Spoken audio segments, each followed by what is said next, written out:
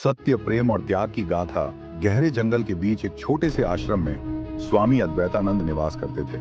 उनका शांत चेहरा और तेजस्वी नेत्र दूर दूर से श्रद्धालुओं को उनकी ओर आकर्षित करते थे। लोग उनकी वाणी सुनने और आशीर्वाद लेने आते थे। आश्रम शांति और साधना का स्थान था, लेकिन एक रात वहां की शांति भंग हो गई। अतिथि की पुकार, मूसलधार बारिश हो रही थी। आधी रात के अंधेरे में एक स्त्री आश्रम के द्वार पर आ खड़ी हुई। वह पूरी तरह भीग चुकी थी। उसकी आंखें लाल और दर्द से भरी हुई थीं। उसने कांपते हाथों से दरवाजा खटखटाया। कौन है? स्वामी अद्वैतानंद की गंभीर आवाज भीतर से आई। मैं एक विधवा हूं, महिला की कांपती हुई आवाज आई। मुझे आश्रय चाहिए। स्वामी ने दरवाजा खोला। उनके सामने एक युवा स्त्री खड़ी थी, जिसकी आंखों में गहरा भय और रहस्य छिपा था। स्वामी ने उसे अंदर बुलाया और तौलिया लेकर कहा, तुम्हारा नाम क्या है? सुहानी, उसने धीरे से उत्तर दिया। वह एक बड़े जमींदार की विधवा थी, जिसका जीवन संघर्ष और पीड़ा से भरा था। उसने बताया कि उसके पति की मृत्यु एक हादसा नहीं, बल्कि साजिश थी।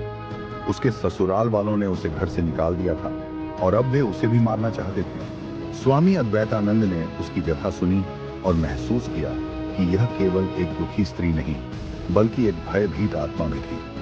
आश्रम में एक नया जीवन। सुहानी ने आश्रम में रहना शुरू कर दिया। वह साधारण सेवा कार्य करने लगी, झाड़ू लगाना, भोजन बनाना और अन्य आवश्यक कार्य। स्वामी अद्वैतानंद अपने ब्रह्मचर्य और साधना में लीन रहते थे, लेकिन सुहानी के आने से उनके मन में एक नई हलचल होने लगी। धीरे धीरे दोनों के बीच एक अनकहा स्नेह विकसित हुआ। सुहानी को स्वामी के सानिध्य में शांति मिल रही थी और स्वामी को भी यह अनुभव हुआ कि उसके आने से आश्रम में एक नई ऊर्जा आ गई थी।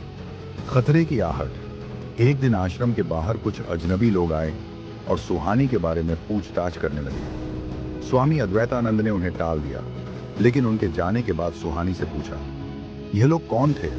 सुहानी ने डरते हुए कहा, यही वे लोग हैं जिन्होंने मेरे पति की हत्या की थी। वे मेरे पीछे पड़े हैं क्योंकि मेरे पास उनके अपराधों के सबूत हैं। स्वामी ने पूछा, कैसे सबूत?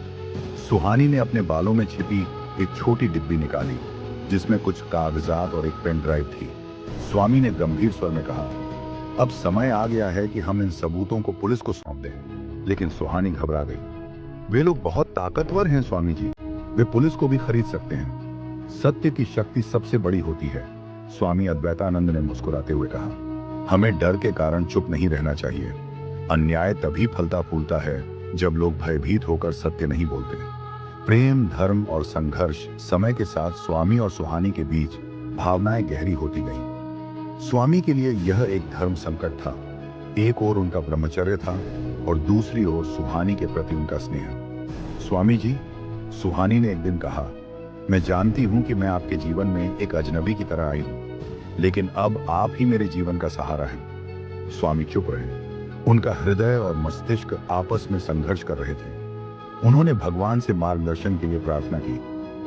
अपराधियों का हमला। एक रात सुहानी को अपने कमरे के बाहर किसी के कदमों की आहट सुनाई दी। उसने दरवाजा खोला, लेकिन बाहर कोई नहीं था, बस एक चिट्ठी पड़ी थी। तुम्हें कोई नहीं बचा सकता। सुहानी कांप उठी और चिट्ठी लेकर तुरंत स्वामी अद्वैतानंद के पास गई। डरने की जरूरत नहीं है, स्वामी ने उसे सांत्वना दी। हम इस सच्चाई को उजागर करेंगे।